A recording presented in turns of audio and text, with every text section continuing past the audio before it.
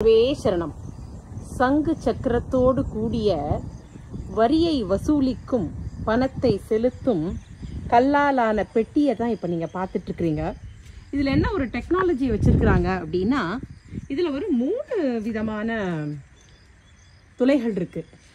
இதில் இந்த முதல் துளை வந்து நார்மலாக வரி கட்டுற உங்களுடைய பணத்தையும், அதாவது அப்போல்லாம் பணம் கிடையாது, இல்லை கரன்சி கிடையாது, காயின்ஸ் தானே, அதையும் அதிகமான வியாபாரம் பண்ணுறவங்களுக்கான வரியை வந்து போடுறதுக்கான பெரிய துளையிட்ட இந்த ஒரு துளையையும், இங்கே இருக்கிற கோவிலுக்கு வரியை செலுத்தணும், அதாவது கோவிலுக்கு டொனேஷன் பண்ணணும் அப்படிங்கிறவங்களுக்கு இந்த துளையையும்.